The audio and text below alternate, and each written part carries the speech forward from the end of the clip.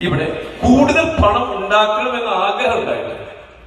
അതിപ്പോ എല്ലാവർക്കും ഉണ്ടാവുമല്ലോ അല്ലെ? കൂടുതൽ പണം ഉണ്ടാക്കണമെന്ന് ആഗ്രഹം ഇല്ലാത്തവരാരും ഉണ്ടാവില്ല. ആ കൂടുതൽ പണം ഉണ്ടാക്കണമെന്ന് ആഗ്രഹിച്ചിട്ട് അതിനുള്ള ഒരു ഓപ്പർച്യൂണിറ്റി ഇതുവരെ കിട്ടാത്ത ആൾക്കാർ, അതിന് അവസരം കിട്ടിയിട്ടില്ല. പണം ഉണ്ടാക്കുന്ന ആഗ്രഹമുണ്ട്. പണ്ട് ചെറുപ്പകാലത്തൊക്കെ അങ്ങനെ ആഗ്രഹമൊക്കെ ഉണ്ടായിരുന്നു. സ്കൂളിൽ പഠിക്കുമ്പോൾ കോളേജിൽ പഠിക്കുമ്പോഴൊക്കെ അങ്ങനത്തെ ആഗ്രഹങ്ങളൊക്കെ ഉണ്ടായിരുന്നു. പക്ഷെ വലുതായിട്ട് മനസ്സിലായി അങ്ങനെ നടക്കുന്ന കേസല്ല. നമുക്ക് ഇത്രയൊക്കെ പറ്റുള്ളൂ എന്നുള്ള രീതിയിൽ നമ്മളൊന്ന് റിയാലിറ്റിയുമായിട്ട് പൊരുത്തപ്പെട്ടു പോകുന്ന ആൾക്കാർ.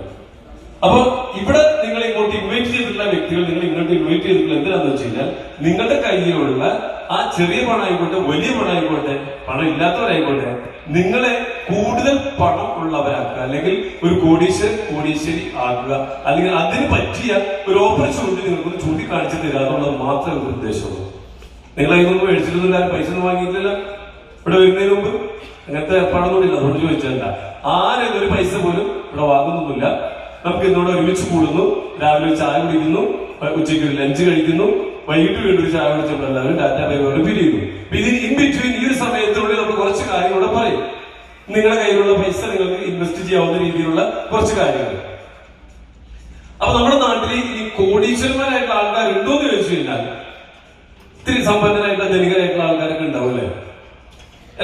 നിങ്ങൾ ഏതൊരു പരിസരത്ത്, നിങ്ങളുടെ വീടിന്റെ ഏത് പരിസരത്ത് നോക്കിയാലും കുറച്ച് വലിയ വീടുണ്ടാവും, കുറച്ച് വില കൂടിയ കാറുള്ള ആൾക്കാരുണ്ടാവും, കുറച്ചധികം സ്ഥലമുള്ള ആൾക്കാരുണ്ടാവും, കുറച്ചധികം ബാങ്ക് ബാലൻസ് ഉള്ള ആൾക്കാരുണ്ടാവും, കുറച്ച് പേരൊക്കെ ഉണ്ടാവും. എന്ന് വെച്ച് കഴിഞ്ഞാൽ ആ കുറച്ച് ആളുകൾ സംഭവിക്കുന്നത് എന്താണെന്ന് വെച്ച് കഴിഞ്ഞാൽ അവർ നമ്മൾ പറയും ഗെറ്റ് റിച്ച് സ്ലോ എന്ന് പറയും. വളരെ സാവധാനത്തിൽ 40 വർഷം കൊണ്ടൊക്കെ പണക്കാരായിട്ടുള്ള ആൾക്കാർ. എന്ന് വെച്ച് കഴിഞ്ഞാൽ നമ്മുടെ നാട്ടിൽ എല്ലായിടത്തും കാണുന്നതാണ് ഗവൺമെന്റ് എംപ്ലോയീസ് ഉണ്ടാവും. ഗവൺമെന്റ് എംപ്ലോയീസ് തുടക്കത്തിൽ ചെറിയൊരു ശമ്പളത്തിലൊക്കെ ജോലിയൊക്കെ ആരംഭിച്ച് പതുക്കെ ഗ്രോ ചെയ്ത്, അല്ലെങ്കിൽ NRIs ആയിട്ടുള്ള ആൾക്കാരൊക്കെ കുറെ വർഷങ്ങൾ കഴിയുമ്പോൾ അവരൊരു 30-35 വർഷം റിട്ടയർമെന്റ് ആവുന്ന സമയത്ത് ജോലിയിൽ റിട്ടയർ ചെയ്ത് അവർക്ക് ഒരു EF-ഉം PF-ഉം അങ്ങനെ എന്തൊക്കെ ഉണ്ട് അതെല്ലാം ഗ്രാറ്റുവിറ്റി എല്ലാം കൂടെ കൂട്ടി ഒരു ലംസം എമൗണ്ട് കിട്ടും. അത് കൂടാതെ അവർ കിട്ടുന്ന ശമ്പളത്തിന് പിടിച്ചവരെ ചിട്ടിയൊക്കെ ചേർന്നു അങ്ങനെയൊക്കെ ആയിട്ടൊക്കെ കുറച്ച് സ്ഥലം വാങ്ങി ചേർന്നു എല്ലാം കൂടെ കൂട്ടിയാൽ ചിലപ്പോൾ ഒരു 5-10 കോടി രൂപ ഉണ്ടാക്കിയിട്ടുണ്ടാവും. ഒരു 35-40-30 കൊല്ലം കൊണ്ടൊക്കെ. അപ്പൊ അങ്ങനെയുള്ള ആളുകൾ നമ്മൾ പറയും ഗെറ്റ് റിച്ച് സ്ലോ. ശരിയല്ലേ? ഈ 30-40 കൊല്ലം കൊണ്ടൊക്കെ പണക്കാർ ഫാസ്റ്റ് ആയിട്ടുള്ള കാര്യമൊന്നുമില്ല, സ്ലോ ആണ്. ഇപ്പൊ ഗെറ്റ് റിച്ച് സ്ലോ എന്ന് പറയുന്ന ഒരു കാറ്റഗറി ആൾക്കാരാണ് നമ്മുടെ നാട്ടിലുള്ള ഒരു കാറ്റഗറി പണക്കാർ. പിന്നൊരു കാറ്റഗറി ആൾക്കാരുണ്ട് ഗെറ്റ് റിച്ച് സ്മാർട്ട് എന്ന് വെച്ച് കഴിഞ്ഞാൽ കുറച്ചുകൂടെ സ്പീഡായിട്ട് ഒരു 20-25 കൊല്ലം കൊണ്ടൊക്കെ, അല്ലെങ്കിൽ 15-20 കൊല്ലം കൊണ്ടൊക്കെ പണക്കാരാണ് ആൾക്കാരുണ്ട്. ചെറിയ ബിസിനസ്സുകളൊക്കെ ചെയ്യുന്ന, ചെറിയ സൂപ്പർ മാർക്കറ്റ്, ചെറിയ തുണിക്കട, അല്ലെങ്കിൽ ചെറിയ എന്താ പറയാ പലചരക്ക് കട, അല്ലെങ്കിൽ ചെറിയൊരു ജ്വല്ലറി, അങ്ങനെ ചെറിയ ബിസിനസ്സുകളൊക്കെ ചെയ്ത് അത്യാവശ്യം പൈസ ഉണ്ടാക്കുന്ന ആളുകൾ നമ്മുടെ നാട്ടിലുണ്ട്. അവരെ നമ്മൾ പറയുന്ന പേരാണ് ഗെറ്റ് റിച്ച് സ്മാർട്ട്. കുറച്ച് സ്മാർട്ടായിട്ട് ജോലിക്കാരെക്കാളും കുറച്ചുകൂടെ സ്പീഡിൽ പൈസ ഉണ്ടാക്കുന്നവരാണ്. പിന്നൊരു കൂട്ടം ആൾക്കാരുണ്ട് ഗെറ്റ് റിച്ച് ഫാസ്റ്റ്, കുറച്ച് വലിയ ബിസിനസ് ചെയ്യുന്ന ആൾക്കാർ. ഇപ്പോ റിയൽ എസ്റ്റേറ്റ് ഡീലുകളും, അല്ലെങ്കിൽ സ്വർണ്ണ കച്ചവടവും, അല്ലെങ്കിൽ വലിയ ജ്വല്ലറി, വലിയ തുണിക്കട, അങ്ങനെയൊക്കെയുള്ള വലിയ വലിയ ബിസിനസ്സുകളൊക്കെ ചെയ്ത് എളുപ്പത്തിൽ ഒരു 10-15 കൊല്ലം കൊണ്ടൊക്കെ പണക്കാരാകുന്ന ആൾക്കാർ നമ്മുടെ നാട്ടിലുണ്ടാവും. ശരിയല്ലേ? ഇപ്പൊ നിങ്ങൾ ചുറ്റുമുള്ള ആളുകൾ നിങ്ങൾക്ക് മനസ്സിൽ കണ്ടാൽ മതി. ഞാൻ ഈ പറഞ്ഞ എല്ലാ കാറ്റഗറി ആളുകളും നിങ്ങൾക്ക് 1-2 പേരെ നിങ്ങൾക്ക് നിങ്ങളുടെ മൈൻഡിൽ കാണാൻ പറ്റും. അപ്പോ get rich slow, get rich smart, get rich fast. ഇനി ഒരു കാറ്റഗറി ആൾക്കാരുണ്ട് ഗെറ്റ് റിച്ച് സൂപ്പർ ഫാസ്റ്റ്. എന്ന് വെച്ച് കഴിഞ്ഞാൽ 2 to 5 years, 2 മുതൽ 5 വർഷം കൊണ്ട് പണക്കാരാകുന്ന ആൾക്കാരുണ്ട്. 2 മുതൽ 5 വർഷം കൊണ്ട് കോടികൾ ആസ്തി ഉണ്ടാക്കുന്ന ആൾക്കാർ, കോടികൾ വരുമാനം ഉണ്ടാക്കുന്ന ആൾക്കാരുണ്ട്. അങ്ങനെയുള്ള ആളുകൾ പറയുന്നവരാണ് ഗെറ്റ് റിച്ച് സൂപ്പർ ഫാസ്റ്റ്. ഇന്ന് നിങ്ങളെ കൊണ്ട് ക്ഷണിച്ചിട്ടുള്ളത് ഇത്തരത്തിലുള്ള ഒരു ഗെറ്റ് റിച്ച് സൂപ്പർ ഫാസ്റ്റ് എന്ന് പറയുന്ന ഒരു കോൺസെപ്റ്റ് പരിചയപ്പെടുത്താറുണ്ട്. എന്ന് പറഞ്ഞു കഴിഞ്ഞാൽ ഇവിടെ നേരത്തെ പറഞ്ഞ ബിസിനസ് എല്ലാം ഏതെങ്കിലും ബിസിനസ്സിലൂടെയോ അങ്ങനെ എന്തെങ്കിലും ഒരു ഓപ്പർച്യൂണിറ്റിയിലൂടെ ആയിരിക്കും ആദ്യത്തെ 3 കാറ്റഗറി ആൾക്കാർ പണം ഉണ്ടാക്കുന്നുണ്ടെങ്കിൽ ഈ 4ാമത്തെ കാറ്റഗറിക്ക് ഗെറ്റ് റിച്ച് സൂപ്പർ ഫാസ്റ്റ് എന്ന് പറയുന്ന കാറ്റഗറിയുള്ള ആളുകളുടെ പ്രത്യേകത അത് എന്തെങ്കിലും പുതിയൊരു ആശയം ചെയ്യുന്ന ആളുകൾക്കാണ് അത്തരത്തിലുള്ള 2 മുതൽ 5 വർഷം കൊണ്ടൊക്കെ പണക്കാരാവാൻ പറ്റുക. ഗെറ്റ് റിച്ച് സൂപ്പർ ഫാസ്റ്റ് ആവാൻ പറ്റും. എന്ന് വെച്ച് കഴിഞ്ഞാൽ ഒരു 2 മുതൽ 5 വർഷം കൊണ്ട് പണക്കാരാവണമെന്നുണ്ടെങ്കിൽ നമ്മൾ ഡീല് ചെയ്യുന്ന ബിസിനസ് എന്താണോ, അല്ലെങ്കിൽ മാർക്കറ്റ് ചെയ്യുന്ന പ്രൊഡക്റ്റ് എന്താണോ, പ്രൊജക്ട് എന്താണോ, അതൊരു ഇന്നോവേഷൻ ഉണ്ടാവും. ഒരു ഇന്നോവേറ്റീവ് ആയിട്ടുള്ള ഒരു പ്രൊജക്ട് ആയിരിക്കും. അതിന് കോമ്പറ്റീറ്റർ ഉണ്ടാവാൻ പാടില്ല. ഫീൽഡിൽ കോമ്പറ്റീറ്റർ ഉണ്ടാകും. കോമ്പറ്റീറ്റർ ഉണ്ടായിരുന്ന കുഴപ്പം, കോമ്പറ്റീറ്റർ ഉണ്ടായി കഴിഞ്ഞാൽ അതിന്റെ പ്രൈസ് നിശ്ചയിക്കാൻ കുറച്ച് ബുദ്ധിമുട്ടായിരിക്കും. ശരിയല്ലേ? ഇപ്പൊ ഇത് നമ്മുടെ നാട്ടിൽ കോമ്പറ്റീഷൻ ഇല്ലാത്തൊരു ബിസിനസ് പറയാൻ പറ്റുമോ? എന്തെങ്കിലും സ്വർണം മേടിക്കണമെങ്കിൽ ഏത് ജ്വല്ലറിയിലാ പോവാ? സ്വർണം മേടിക്കണമെങ്കിൽ ഏത് ജ്വല്ലറിൽ പോകും? ഒരു ജ്വല്ലറിന്റെ പേരോ ഇഷ്ടപ്പെട്ട ജ്വല്ലറി? ലക്ഷ്മി. അറ്റ്ലസ് കൂട്ടിപ്പോയി.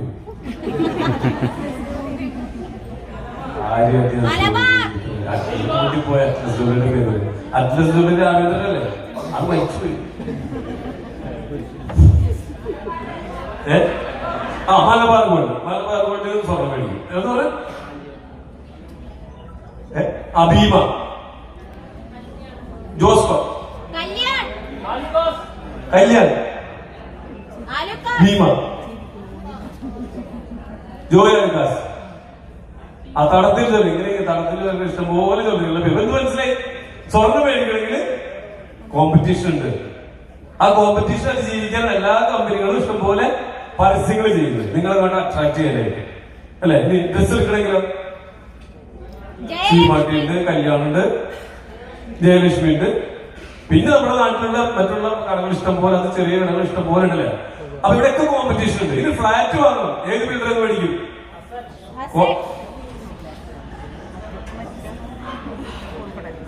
കുഴപ്പമില്ല, കോൺഫിഡൻസ്. ഒരാളുടെ അഡ്രസ് ഒരാൾ കോൺഫിഡൻസ്. നിങ്ങൾ ഈ ഡിസാസ്റ്റർ ഉള്ള കാലത്തുണ്ട്.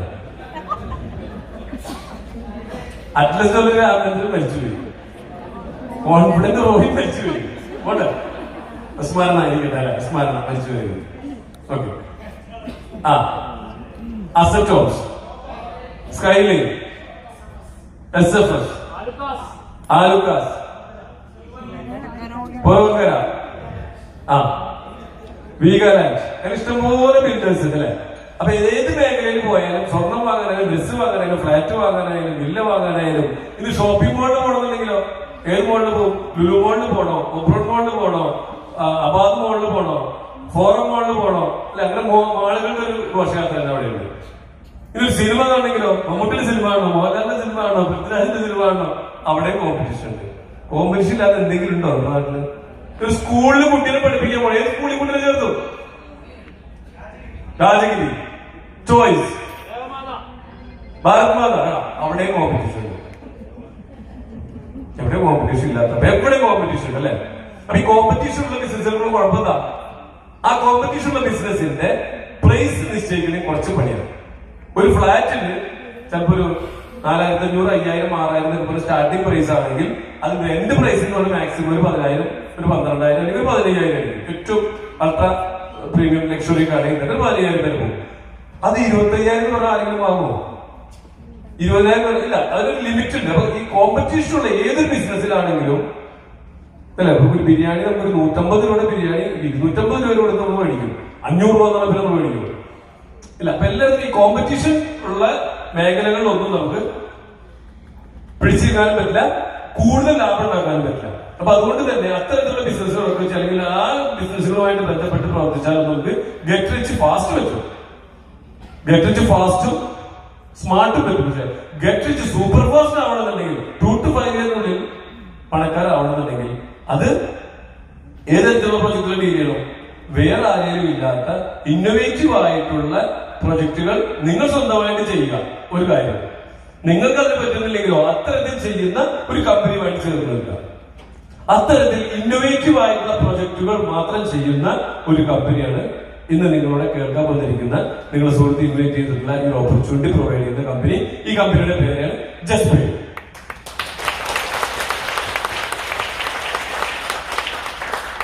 അപ്പൊ ഇന്നോവേറ്റീവ് എന്ന് പറയുമ്പോൾ നമുക്കത് അതിലൊരു ഇന്നോവേഷൻ ഉണ്ടാവണം, ഫീൽഡിൽ കോമ്പറ്റീറ്റർ ഉണ്ടാവരുത്. കോമ്പറ്റീറ്റർ ഇല്ലെങ്കിലേ നമുക്കതിന് നമ്മൾക്ക് നിശ്ചയിക്കുന്ന വില നിശ്ചയിക്കാൻ പറ്റുള്ളൂ. അതിന്റെ ക്വാളിറ്റി ആണെങ്കിൽ എല്ലാ കാര്യങ്ങളും നമ്മൾക്ക് തന്നെ തീരുമാനിക്കണമെന്നുണ്ടെങ്കിൽ അതിനൊരു വേറൊരു അപരൻ അല്ലെങ്കിൽ കോമ്പറ്റീറ്റർ ഉണ്ടാവാൻ പാടില്ല. അപ്പൊ നമ്മൾ ചെയ്യുന്നത് പ്രധാനമായിട്ട് ഏകദേശം 10 പ്രോജക്റ്റുകളാണ് കമ്പനിക്കുള്ളത്. നിലവിൽ അറൗണ്ട് 10 പ്രോജക്റ്റുകളുണ്ട്. ഈ 10 പ്രോജക്റ്റുകളിൽ എനിക്ക് തോന്നുന്ന ഒരു 7 ഇന്നോവേറ്റീവ് ആയിട്ടുള്ള പ്രൊജക്ടുകളാണ്. ഈ 7 പ്രൊജക്ടുകളിൽ ഒരു 3 കുറിച്ച് ഞാനൊന്ന് പറയാം. എല്ലാം ഞാൻ പറയുന്നില്ല, അതിനുള്ള സമയം നമുക്കില്ല. എന്താണെന്നറിയോ, ഇപ്പോ ഞാനിവിടെ കമ്പനിയുടെ ചെയർമാൻ എന്നുള്ള രീതിയിൽ നിങ്ങളൊന്ന് ജസ്റ്റ് പരിചയപ്പെടാൻ വേണ്ടി വന്നത്. അപ്പൊ വന്ന കൂട്ടത്തിൽ ഇതൊന്നും ഇൻട്രൊഡ്യൂസ് ചെയ്ത് പോകാൻ തീരുമാനിച്ചു വന്നിട്ടുള്ളത്. എനിക്ക് ആകെ തന്നിട്ടുള്ള സമയം 1 മണിക്കൂറാണ്. അപ്പൊ നിങ്ങൾക്ക് ഇനി ബാക്കി കാര്യങ്ങൾ നിങ്ങൾക്കൂടെ ചെയ്യാനുള്ള കാര്യങ്ങൾ എന്താണെന്നും നിങ്ങൾക്ക് ഇതിലൂടെ ഇൻകം ജനറേറ്റ് ചെയ്യുന്ന ബാക്കിയുള്ള കാര്യങ്ങളൊക്കെ പറഞ്ഞു തരാൻ പോകുന്നത് ബ്രദറാണ്, MD നിഷാദ പോകും. ആള് വരും. ഒരു കാര്യം അഡ്വാൻസ് ആയിട്ട് പറയാം, ഇനി വരാൻ പോകുന്നത് ചേട്ടനാണ്. കണ്ടു കഴിഞ്ഞാൽ ഇതിനകത്ത് തോന്നുന്നുണ്ട് അഡ്വാൻസ് ആയിട്ട് പറഞ്ഞത്. അത് തെറ്റിദ്ധരിക്കരുത്. ആള് ജ്യേഷ്ഠൻ, ഞാൻ അനിയല്ല, തെറ്റിക്കരുതാര്. കുറച്ച് മുമ്പ് ചേട്ടനല്ലേ ചോദിച്ചേക്കരുത്. അപ്പൊ ഞാനാണ് അനിയൻ, പുള്ളിയാണ് ജ്യേഷ്ഠൻ. ജ്യേഷ്ഠൻ കുറച്ച് മുമ്പ് വരും, ബ്രദർ MD നിഷാദ പോകും. ഓക്കെ, അപ്പൊ ഞാനിപ്പോ ഈ ഒരു കാര്യം, ഈ 3 പ്രൊജക്ടുകൾ എന്താണെന്ന് മാത്രം പറയുന്നുള്ളൂ. ഈ 3 പ്രൊജക്ടുകൾ, ഒന്നാമത്തെ പ്രൊജക്ട് നമ്മളെല്ലാവരും വളരെ ഭയത്തോടുകൂടെ, അല്ലെങ്കിൽ പേടിയോടുകൂടെ, അല്ലെങ്കിൽ സംശയത്തോടുകൂടെ, അല്ലെങ്കിൽ ഒരു ഇല്ലീഗൽ ആണെന്നൊക്കെ തെറ്റിദ്ധരിച്ചിരുന്ന ഒരു ബിസിനസ്സാണ്. നമുക്ക് വീരപ്പനെ കുറിച്ച് കേട്ടില്ല. വീരപ്പൻ ആരാ? കൊള്ളക്കാരൻ അല്ലെ? വീരപ്പൻ കൊള്ളക്കാരൻ. എന്ത് കൊള്ളാം? ചന്ദനം കൊള്ളക്കാരനാണ് വീരപ്പൻ. അപ്പൊ ഈ വീരപ്പന്റെ പേരിൽ ബ്രാൻഡ് ചെയ്തിട്ടുള്ള ഒരു മരമാണ് ചന്ദനം. ഈ ചന്ദനമാണ് നമ്മളിവിടെ ആദ്യമായിട്ട് പറയാൻ പോകുന്ന പ്രൊജക്റ്റിലെ നായകൻ എന്ന് പറയുന്നത് ചന്ദനമാണ്, സാൻഡൽവുഡ്.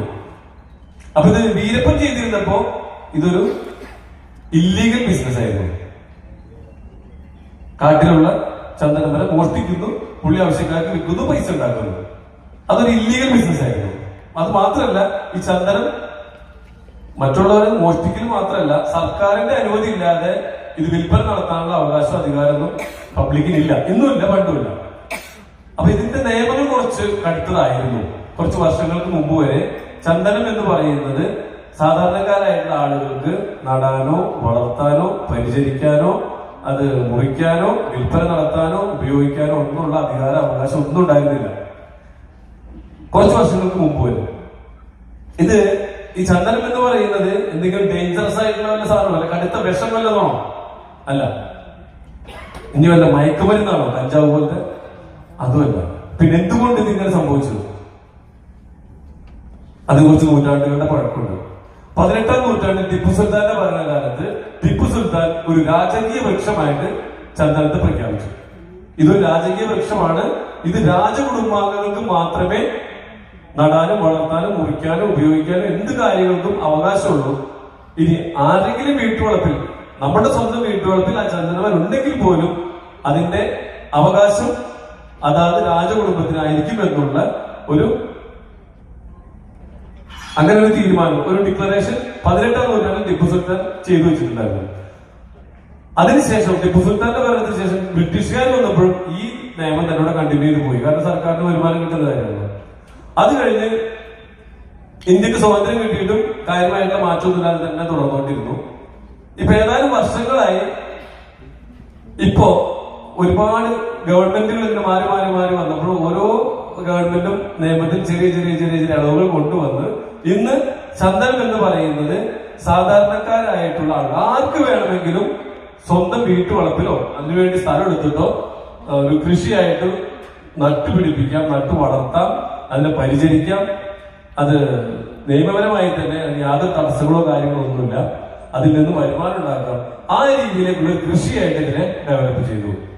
അപ്പോഴും ഒരു ചലഞ്ച് ഉണ്ടായിരുന്നത്, പണ്ട് കാലങ്ങളിലൊക്കെ ആണെങ്കിൽ ഒരു ചന്ദനമരം നട്ടു വളർത്തി അത് മുറിച്ച്, അല്ലെങ്കിൽ ഒരു സാധാരണ രീതിയിൽ വളർന്നു വന്ന ചന്ദനമരം ആണെങ്കിൽ പോലും അത് മുറിക്കണമെന്നുണ്ടെങ്കിൽ അത് 50 സെന്റിമീറ്റർ ചുറ്റുള്ള 120 ഹൈറ്റൊക്കെ വരുമ്പോഴാണ് മുറിക്കാൻ പറ്റുക. എന്നാൽ അതിന് കാതലുണ്ടാവുള്ളൂ. അപ്പൊ ഇത് ഒരു 35-40 വർഷങ്ങളിലൊക്കെ ഇത് ഇത്രയും വളർച്ച എത്താറുള്ളൂ. അപ്പൊ സെൻട്രൽ ഗവൺമെന്റ് ഇതിനെക്കുറിച്ച് കൂടുതൽ പഠനങ്ങൾ നടത്തിയപ്പോ ചന്ദനം എന്ന് പറയുന്ന ഈ ഒരു മരത്തിന്റെ ഒരു ഡിമാൻഡ് മനസ്സിലാക്കിയപ്പോ ലോകത്ത് വേൾഡ് വൈഡ് ഒരു 6000 ടണ്ണിന്റെ റിക്വയർമെന്റ് ഉള്ള ഒരു കമ്മോഡിറ്റിയാണ് ചന്ദനം എന്ന് പറയുന്നത്. ഇപ്പൊ ലോകത്ത് മുഴുവൻ നോക്കുകയാണെങ്കിൽ 6000 ടൺ ആവശ്യമുണ്ട്. പക്ഷെ ഒരു 1000 ടണ്ണിന് താഴെ മാത്രമേ പ്രൊഡക്ഷൻ ഉള്ളൂ. ഇനി ഇന്ത്യയിൽ നോക്കുകയാണെങ്കിൽ 2000 ടണ്ണിന്റെ റിക്വയർമെന്റ് നമുക്ക് ഒരു വർഷത്തിലുണ്ട്. പക്ഷെ 100 ടണ്ണിന് താഴെ മാത്രമേ ഇതിന്റെ പ്രൊഡക്ഷൻ ഉള്ളൂ. ഇപ്പൊ കേന്ദ്ര ഗവൺമെന്റ് ഈ ഒരു ഡിമാൻഡ്, ചന്ദനത്തിന്റെ ഡിമാൻഡ് മനസ്സിലാക്കി ഇത് ഇന്ത്യയിൽ തന്നെ ലോകത്തിലെ ഏറ്റവും നല്ല ചന്ദനം എന്നറിയപ്പെടുന്ന വൈറ്റ് സാൻഡൽ അല്ലെങ്കിൽ സാൻഡലം ആൽബം എന്നറിയപ്പെടുന്ന വൈറ്റ് സാൻഡൽ ഇന്ത്യയുടെ സ്വന്തമാണ്. ഇന്ത്യയുടെ മാത്രം സ്വന്തം എന്ന് വെച്ച് കഴിഞ്ഞാൽ ലോകത്തിലെ തന്നെ ഏറ്റവും വലിയ സ്വാഭാവികമായി വളർന്നു വന്നിട്ടുള്ള ചന്ദനക്കാട് സാൻഡൽവുഡ് ഫോറസ്റ്റ് ഉള്ളത് നമ്മൾ കേരളത്തില് ഇടുക്കി മറയൂരിലാണ്. ഏകദേശം 62,000 മരങ്ങൾ ഗവൺമെന്റിന്റെ ഓണർഷിപ്പ്, ഫോറസ്റ്റ് ഡിപ്പാർട്ട്മെന്റിന്റെ കൺട്രോളിൽ ഇപ്പോൾ നിലവിലുണ്ട്. എന്നാൽ അതൊന്നും കുറിക്കാനുള്ള യാതൊരു നിയമവും നിലവിലില്ല. അപ്പൊ ഈ വളരെ ഷോർട്ടുള്ള ഈ ഒരു ചന്ദനം ഇത്രയും ഇന്റർനാഷണൽ മാർക്കറ്റിലും ഇന്ത്യൻ മാർക്കറ്റിലും ഇത്രയും ഷോർട്ട് ഉള്ളത് കൊണ്ട് തന്നെ ഈ ചന്ദന മരത്തെ ഒരു വ്യവസായിക അടിസ്ഥാനത്തിൽ വളർത്തിയെടുക്കുന്നതിന് വേണ്ടി ഗവൺമെന്റ് നിയമങ്ങളിൽ മാറ്റങ്ങൾ കൊണ്ടുവരികയും ഇതിന്റെ കൃഷി രീതി കുറച്ചും കൂടെ ലളിതമാക്കുന്നതിന് വേണ്ടി ഈ ചന്ദനമരത്തെ കുറിച്ച് പഠിക്കാനായി കേന്ദ്ര ഗവൺമെന്റിന്റെ അണ്ടറിലുള്ള ഒരു ഇൻസ്റ്റിറ്റ്യൂട്ടിനെ ഏൽപ്പിച്ചു. IWST, institute of food science and technology. അവർ ഇതിനെ കുറിച്ച് കൂടുതൽ പഠനം നടത്തുകയും ചന്ദനം ഒരു സെമി പാരസൈറ്റ് ആയിട്ടുള്ള ആ ഒരു ഗണത്തിൽപ്പെടുന്ന വൃക്ഷമാണെന്ന് കണ്ടെത്തി. സെമി പാരസൈറ്റ് സ്കൂളിൽ പഠിക്കുന്ന കാലത്ത് കേട്ടില്ലേ, നമ്മള് അർദ്ധപരാഗ സസ്യം, പരാഗ സസ്യം എന്ന് കേട്ടിട്ടുണ്ടല്ലോ. അതായത് തനിയെ വളരാനുള്ള ശേഷി മറ്റു മരങ്ങളെ അപേക്ഷിച്ച് പകുതി മാത്രമേ മരത്തിലുള്ളൂ ചന്ദനത്തിന്. മറ്റു മരങ്ങൾ വളർന്നതിന്റെ പകുതി ശേഷി മാത്രമേ ഇതിനുള്ളൂ. അതിനുള്ള സെമി പാരസൈറ്റ് എന്ന് പറയുന്നത്. ഈ മരത്തിൽ വളർന്നുണ്ടെങ്കിൽ മറ്റു ചെടികളുടെ വേരിലൂടെ വേണം ഇതിന് ആവശ്യമുള്ള വെള്ളം വളർന്ന് വലിച്ചെടുക്കാൻ, പോഷകങ്ങൾ കിട്ടണമെന്നുണ്ടെങ്കിൽ. അപ്പോ IWST ഇത് കണ്ടെത്തി, സെമി പാരസൈറ്റ് എന്ന് മനസ്സിലാക്കി ഇതിനൊരു പുതിയൊരു കൃഷി രീതി ഡെവലപ്പ് ചെയ്തെടുക്കുകയും കൂടെ ചെയ്തു. ഒരു 10 മുതൽ 15 വർഷം കൊണ്ട്, ഈ 35-40 വർഷം കാത്തിരിക്കാതെ ഒരു 10 മുതൽ 15 വർഷം കൊണ്ട് ഒരു ചന്ദന മരത്തെ മുറിക്കാനുള്ള പരുവത്തിലാക്കി എടുക്കുന്നതിനുള്ള പുതിയൊരു കൃഷി രീതി ഡെവലപ്പ് ചെയ്തു. അതിന് പറഞ്ഞ ഹോസ്റ്റൂരിയം എന്ന് പറയാം. എന്ന് വെച്ചാൽ ഒരു ചന്ദനത്തെ നടുമ്പോൾ അതിന്റെ കൂടെ തന്നെ അതിനൊരു ഹോസ്റ്റ് പ്ലാന്റ് കൂടെ അതിന്റെ കണക്കിൽ വെച്ചു കൊടുക്കും, ഇതിന് വെള്ളം വലിച്ചെടുക്കാനായിട്ട്. അപ്പൊ തുടക്കത്തിൽ നമ്മളൊരു ചീരച്ചെടി വെച്ചു കൊടുക്കും, പൊന്നാങ്കണ്ണി ചീര. കുറച്ച് വളർന്നു കഴിയുമ്പോൾ അതിനൊരു തൊമരപ്പയർ, ഒരു കുറ്റി പയർ ചെടി വെച്ചു കൊടുക്കും. അത് കഴിഞ്ഞാൽ പിന്നെ ഒരു 15 വർഷം വരെ ഇതിന് വെള്ളം വലിച്ചെടുക്കാനായിട്ടുള്ള മറ്റൊരു പെർമനന്റ് ഹോസ്റ്റ് പ്ലാന്റ്, ഒരു പേരയോ നെല്ലിയോ ശീമക്കൊന്നയോ കണിക്കൊന്നയോ അങ്ങനെ എന്തെങ്കിലും ഒരു ചെടി കൂടെ ഇതിന് പെർമനന്റ് ആയിട്ട് വെച്ചു. അപ്പൊ അങ്ങനെയാണ് ഈ ഒരു കൃഷി രീതി ഡെവലപ്പ് ചെയ്തിട്ടുള്ളത്. ഈ രീതിയിൽ ചെയ്താൽ ഇന്ന് നമുക്ക് ഇത് പറയുമ്പോ, പണ്ടൊക്കെ നമ്മുടെ വീട്ടില് ഒരു തെങ്ങ് കായ്ക്കണമെങ്കിൽ എത്ര വർഷം വേണം? 8, 10, 12 വർഷം വേണം പണ്ടൊക്കെ, അല്ലെ? ഇപ്പോഴാണെങ്കിലോ 2-3 വർഷം കൊണ്ട് നമുക്ക് കായ്ക്കുന്ന തെങ്ങുകളുണ്ട്. ഇനി മാവാണെങ്കിലോ സെയിം തന്നെയല്ലേ, 5, 6, 7 വർഷം കഴിഞ്ഞാൽ കായ്ക്കുള്ളൂ. ഇപ്പൊ നമുക്ക് കവറിൽ തന്നെ പൂത്ത് മാങ്ങ ഉണ്ടായിട്ടുള്ള കവർ കൊണ്ട് വീട്ടിൽ വെക്കാം. ചക്ക അങ്ങനെ അല്ലെ, മാങ്ങയുടെ കവറിൽ തന്നെ ചക്ക ഉണ്ടാവും, അതുകൊണ്ട് നട്ടാൽ മതി. അപ്പൊ ആ രീതിയിലേക്കുള്ള ഇന്നോവേഷൻസ്, ആ ടെക്നോളജികളൊക്കെ വന്നിട്ട് ഇവിടെ സംഭവിച്ചിട്ടുണ്ട്. ഇത് തന്നെയാണ് ചന്ദനത്തിന്റെ കാര്യത്തിലുണ്ടായിട്ടുള്ളത്. 10 മുതൽ 15 വർഷം കൊണ്ട് നമുക്ക് ഹാർവെസ്റ്റ് ചെയ്യാവുന്ന രീതിയിലേക്ക് ചന്ദനത്തിനെ വളർത്തിയെടുക്കാവുന്ന രീതിയിലുള്ള കൃഷി രീതി ഡെവലപ്പ് ചെയ്യും.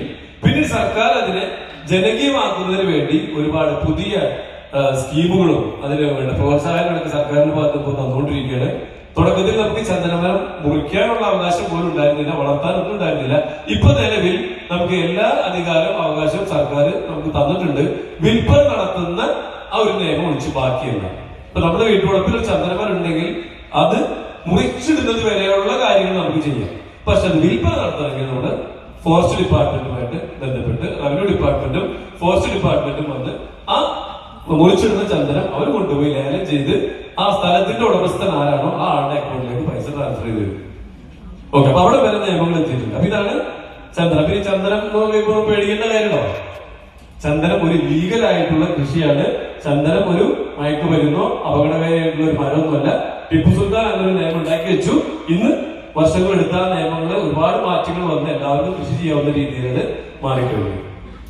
അപ്പൊ ഇതാണ് ചന്ദന കൃഷി. ഇപ്പൊ നമ്മളിവിടെ ചെയ്യുന്നത് എങ്ങനെയാന്ന് വെച്ച് കഴിഞ്ഞാൽ, ഈ ചന്ദനത്തിന് പ്രത്യേകത ഉള്ളത്, ഇത് സാധാരണ എവിടെ നട്ടാലും ചന്ദനം വളരും.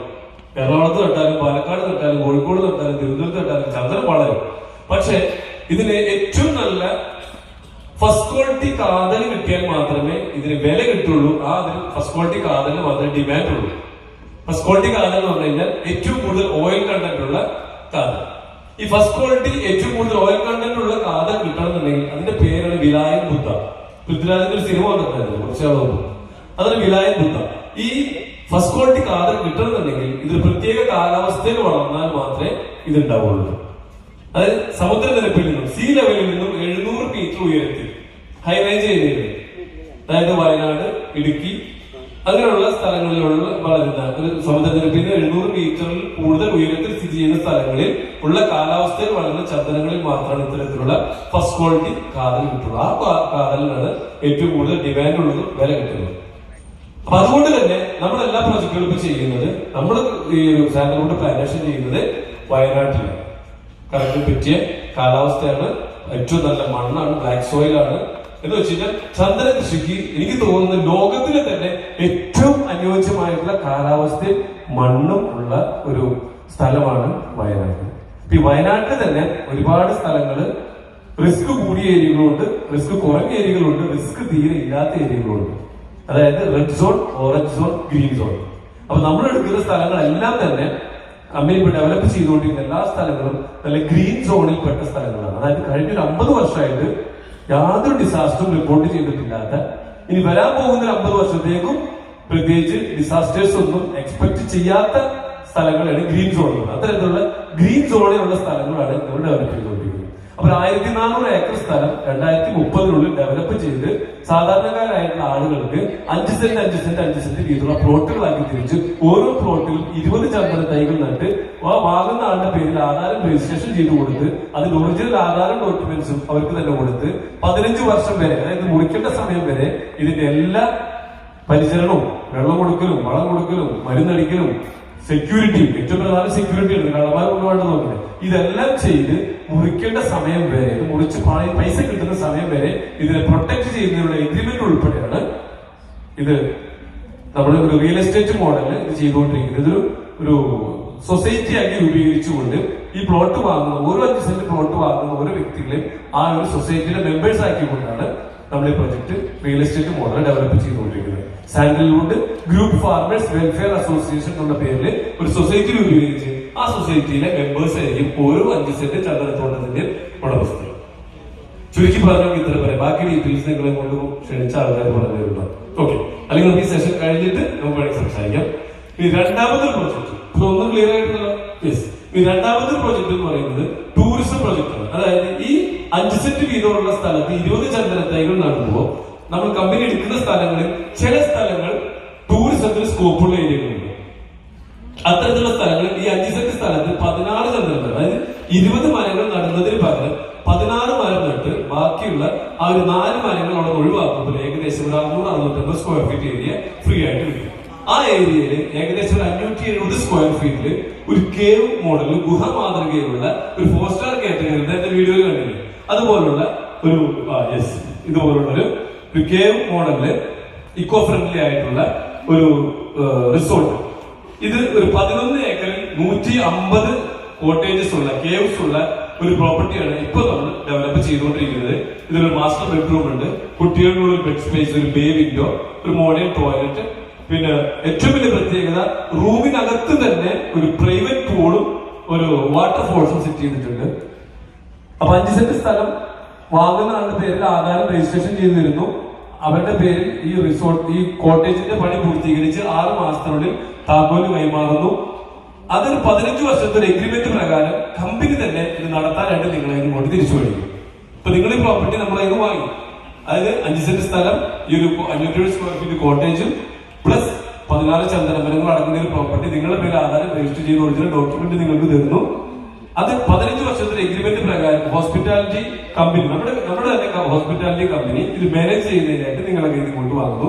ഇത് കംപ്ലീറ്റ് മാനേജ് ചെയ്ത്, മാർക്കറ്റ് ചെയ്ത്, റൺ ചെയ്ത്, ഇതിന്റെ എല്ലാ മെയിന്റനൻസും എല്ലാ കാര്യങ്ങളും കമ്പനി തന്നെ ചെയ്ത് ഇതിൽ നിന്ന് കിട്ടുന്ന വരുമാനം ചെലവ് കഴിച്ച് 80% ഇത് പണം കൊടുത്തു വാങ്ങിയ ഇൻവെസ്റ്റർക്കും 20% ഇത് മാനേജ് ചെയ്ത് കമ്പനിക്കുള്ളതാണ്. എന്ന് പറഞ്ഞാൽ നമുക്കൊരു 3 ലക്ഷം രൂപയുടെ മാസം അവിടെ എല്ലാ ചെലവും കഴിച്ച് ബാക്കി കിട്ടുന്നതെന്നുണ്ടെങ്കിൽ 2.5 ലക്ഷം രൂപയോളം അതിന്റെ ഉടമസ്ഥരും ഏകദേശം 50,000 രൂപയോളം കമ്പനിക്കും കിട്ടുള്ളൂ.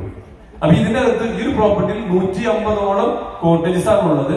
ഈ 150ഓളം കോട്ടേജസ് ഉണ്ടെങ്കിലും ഇതിൽ കോമൺ അമ്യൂണിറ്റീസ് എന്ന് പറയുന്നത് ഏകദേശം ഒരു 40 കോടി രൂപയ്ക്ക് മുകളിലുള്ള കോമൺ അമ്യൂണിറ്റീസ് ഇതിന്റെ അകത്തുണ്ട്. അതായത് ഈ റൂമിന്റെ അകത്തുള്ള പൂളിന് പുറമെ മറ്റ് ഓഡിറ്റോറിയം, കോമൺ സ്വിമ്മിംഗ് പൂൾ,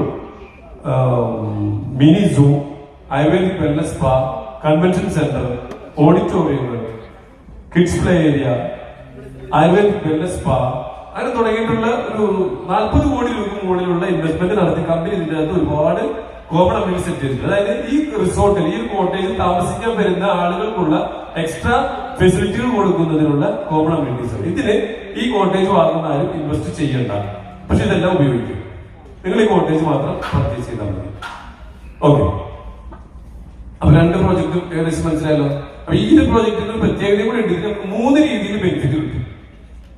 3 രീതിയിൽ ബെനിഫിറ്റ് കിട്ടുന്നു എന്ന് പറയുമ്പോൾ ഒന്നാമത്തെ ബെനിഫിറ്റ് ഇതിൽ നിന്ന് കിട്ടുന്ന ടൂറിസം ബെനിഫിറ്റ് ആണ്. ടൂറിസം ബെനിഫിറ്റ് എന്ന് പറഞ്ഞാൽ ഈ ഒരു കോട്ടേജ് നമ്മൾ റെന്റിന് കൊടുക്കുമ്പോൾ ഇതിൽ നിന്ന് കിട്ടുന്ന വാടക വരുമാനം, റെന്റൽ ഇൻകം ആണ് ഇതിലെ ടൂറിസം ബെനിഫിറ്റ്. എന്ന് വെച്ചാൽ നിങ്ങൾ ഇൻവെസ്റ്റ് ചെയ്യുന്ന എമൗണ്ട് ഒരു 3 മുതൽ 5 വർഷം കൊണ്ട് 100% നിങ്ങൾക്ക് തിരിച്ചു കിട്ടും. എത്ര രൂപയാണ് നിങ്ങൾ ഇൻവെസ്റ്റ് ചെയ്യുന്നത് ഈ ഒരു കോട്ടേജ് പർച്ചേസ് ചെയ്യാനായിട്ട് അല്ലെങ്കിൽ ഇതിനൊരു ഷെയറിലേക്കായിട്ട് ഇൻവെസ്റ്റ് ചെയ്യുന്നത്, അതൊരു 3 മുതൽ 5 വർഷം കൊണ്ട് നിങ്ങൾക്ക് 100% തിരിച്ചു കിട്ടുന്നു. പിന്നീട് അങ്ങോട്ട് ഇതിന്റെ കിട്ടുന്ന എല്ലാ വരുമാനവും, ഈ വാടക വരുമാനം എല്ലാം ആജീവനാന്ത കാലം നിങ്ങൾക്ക് തന്നെ ഉള്ളതാണ്. എന്ന് വെച്ചാൽ നിങ്ങളുടെ പേരിലെ ആധാരം, ഇപ്പോ ഇത് നിങ്ങൾ വാങ്ങുമ്പോൾ നിങ്ങളുടെ പേരിൽ ആധാരം രജിസ്റ്റർ ചെയ്യുന്നു, ഒപ്പം തന്നെ ഇതിന്റെ വരുമാനം നിങ്ങൾക്ക് എല്ലാ മാസവും തരുന്നു. അപ്പൊ ഇതില് വാടക വരുമാനം നിങ്ങൾക്കുള്ള ടൂറിസം ബെനിഫിറ്റ് ആണ്. രണ്ടാമത്തെ ബെനിഫിറ്റ് ഇതിൽ നിന്ന് കിട്ടുന്ന ഒരു അഗ്രികൾച്ചർ ബെനിഫിറ്റ് ആണ്. ഈ കോമ്പൗണ്ടിൽ 16 ചന്ദന മരങ്ങളുണ്ട്. 16 ചന്ദന മരങ്ങൾ എന്ന് പറയുമ്പോൾ ഒരു ചന്ദന മരത്തിന് ഏകദേശം ഒരു 10 മുതൽ 15 വർഷം കൊണ്ട് നമ്മൾ പ്രതീക്ഷിക്കുന്ന 25 ലക്ഷം രൂപ ഒരു മരത്തിന്. അപ്പൊ 16 മരം എന്ന് പറയുമ്പോൾ ഏകദേശം 4 കോടി രൂപയോളം നമുക്ക് ചന്ദന മരത്തിന് മാത്രം ഒരു അഗ്രികൾച്ചർ ബെനിഫിറ്റ് ആയിട്ട് നമുക്ക് ഇതിലൂടെ കിട്ടുന്നു. മൂന്നാമത്തെ ബെനിഫിറ്റ് ഇതിന്റെ റിയൽ എസ്റ്റേറ്റ് ബെനിഫിറ്റ് ആണ്.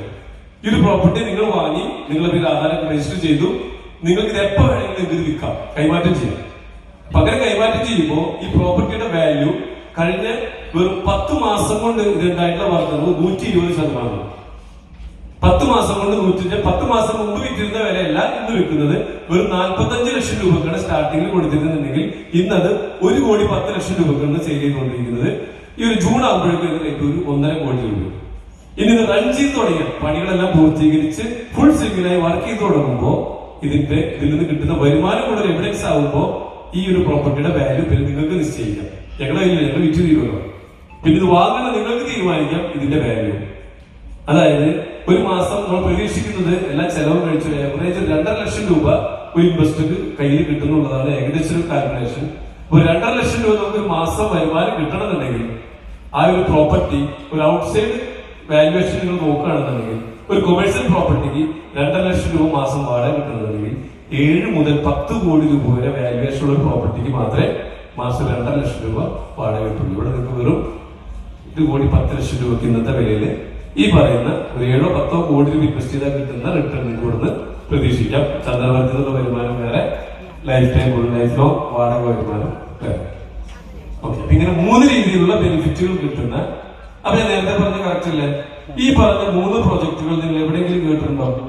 ഇതിന് കോമ്പറ്റീഷൻ ഉണ്ടോ? എവിടെയെങ്കിലും പോയിട്ട് 5 സെന്റ് സ്ഥലത്ത് എനിക്ക് ഒരു കേവ് കോട്ടേജ് വേണം കിട്ടോ അന്വേഷിച്ചാൽ കോമ്പറ്റീഷൻ ഇല്ല. കോമ്പറ്റീഷൻ ഉണ്ടെങ്കിലല്ലേ നമ്മുടെ വിലയില് ഇതിൽ എന്തെങ്കിലും മാറ്റങ്ങൾ വരുത്തണം ചിന്തിക്കുന്നു. അപ്പൊ ഇതുകൊണ്ട് എന്താ ഇവിടുത്തെ ഒരു പ്രത്യേകത എന്ന് വെച്ച് കഴിഞ്ഞാൽ ഏതൊരു പ്രസ്ഥാനം വിജയിക്കണമെന്നുണ്ടെങ്കിൽ 3 ആളുകൾ സന്തോഷമായാൽ, ഹാപ്പി ആയാൽ, സാറ്റിസ്ഫൈഡ് ആയാൽ മാത്രമേ ആ പ്രൊജക്ടുകൾ നിലനിൽക്കാറുള്ളൂ, വിജയിക്കാറുള്ളൂ. 3 ആളുകൾ സാറ്റിസ്ഫൈഡ് ആവണം. ഒന്നാമത്തെ ആളുകൾ അത് വാങ്ങുന്ന ആളുകൾ, ഇതിൽ ഇൻവെസ്റ്റ് ചെയ്യുന്ന ആൾക്കാർ, അവർക്ക് നല്ല ലാഭം കിട്ടും. ഓക്കെ, അതോട് ഓൾറെഡി ഉണ്ട്.